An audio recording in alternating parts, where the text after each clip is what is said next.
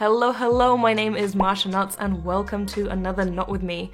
My Not With Me videos are videos in which I make a bracelet, or in this case, a wall hanging, and I record the entire process and then I speed it up into a time lapse so you can watch the entire thing be created in like super fast speed. Because this thing took me 12 hours, I think, more closer to 13 hours to create the entire thing, and I didn't even do the full bracelet pattern.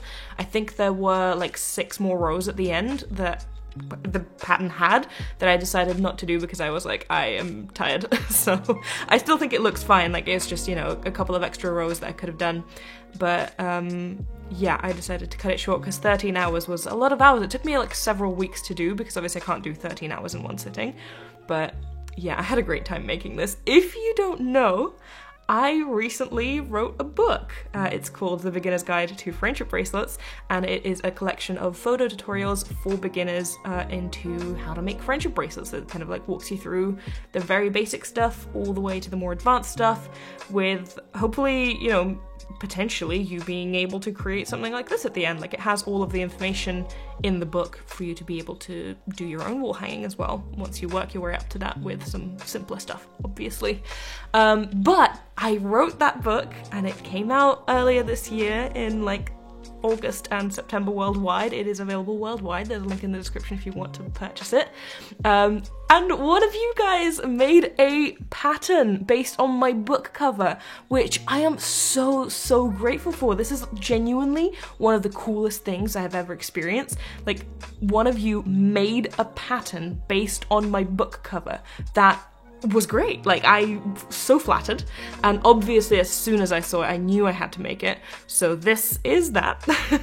This is that, and you can see, oh, now we're heading into sort of the white pieces were the easiest to create because obviously it's just like one big row of white. Obviously it still takes ages because I believe this is like 52 strings wide, something like that, and it had 22 colors in total, and I forget how many rows, but many rows.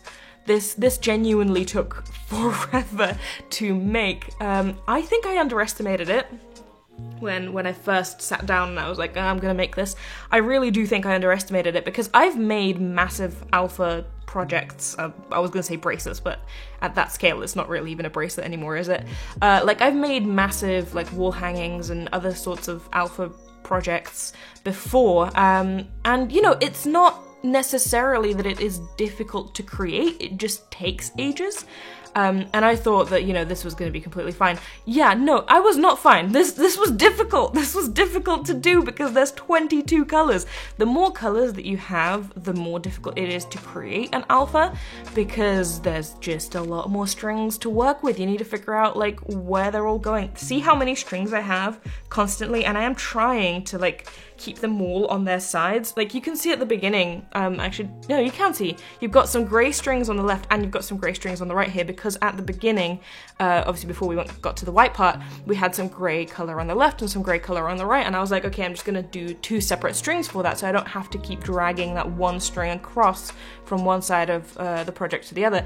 And I did that for a couple of different colors, I think, throughout. Obviously not here, because here we've just got like one big block of white in the middle, so I didn't do it here, but I did do that throughout. And here we're starting to sort of do the text. I think the text was genuinely like my favorite part to do because it's just so weird. Like, usually when you make an alpha, you do the text sort of from left to right, as in you start sort of, it's kind of like, what is it, like horizontal? Or, sorry, vertical rather, whereas here I'm doing the text horizontally, which is not something you typically do with an alpha bracelet, just because of, I don't know, the rotation. You know, I hope that makes sense, but I've never like made text like this from top to bottom, and I thought it was really cool because like it just looks like a random assortment of just knots at the beginning, and then the more you make it, the more it actually starts looking like text. So I thought that was really cool.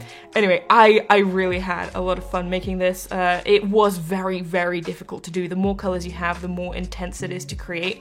I ended up, once I finished it, I ended up actually like cleaning the back up a little bit, because when you have so many colors and when they are sort of dragging across your bracelet, not so much here, but when we get to the bottom of it, like once I finish the block of white at the beginning, like at the middle, and then we get to the bottom where like there's more of the friendship bracelets. That had a lot of dragging. There was a lot of strings that went from left to right, from right to left, and there was a lot of dragging. And when that happens, you can't really like maneuver your knots to be straight, you know what I mean? Like, I want the sides of the wall hanging to like go in a straight line. I want them to be straight, and so occasionally they would like tighten together and pull the sides into each other, and so, you know, I would literally just go and like stretch it out, and you can't stretch it out when there's strings dragging across the back. So what I did after the fact is I went back and I cut a bunch of the strings from the back so that I could then sort of stretch it out, and I cleaned up the back a little bit. It also helps because when you have a lot of strings dragging across the back, it kind of makes the whole thing bumpy, and by cutting those off and like cleaning up the back a little bit, then, you know, it helps that a lot. So I use like tiny little manicure scissors and one of those like pincher things. You know, like things that like cut off your cuticles when you're doing your nails, right? I use those to sort of clip some of those strings from the back.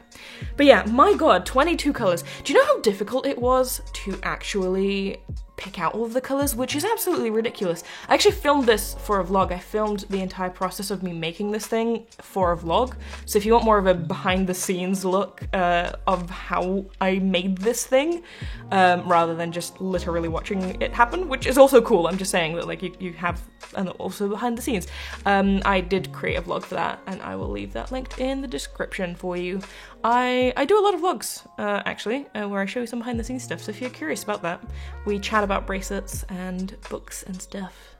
So yeah, I'll leave that linked. But my point is, 22 colors, it took me a ridiculously long amount of time to actually pick out the colors for this thing, which is stupid because this is a bracelet pattern that was based on the cover of my book.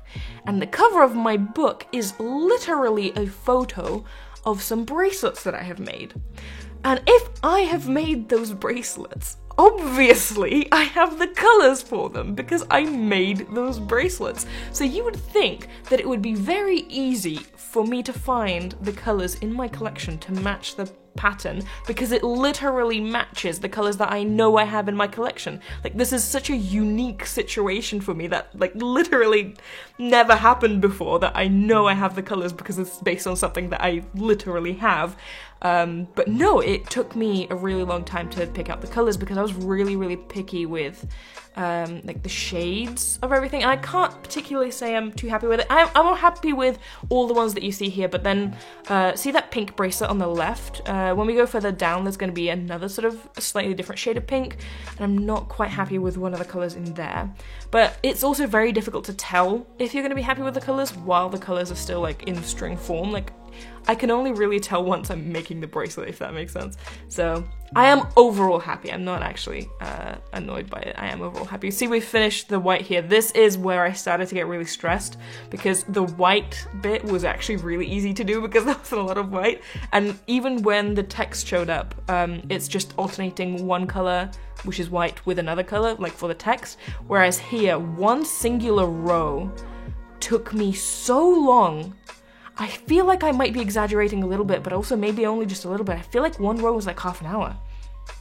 I'm not sure if that makes sense mathematically, because I did say it took me 13 hours, so I don't know if that makes sense mathematically.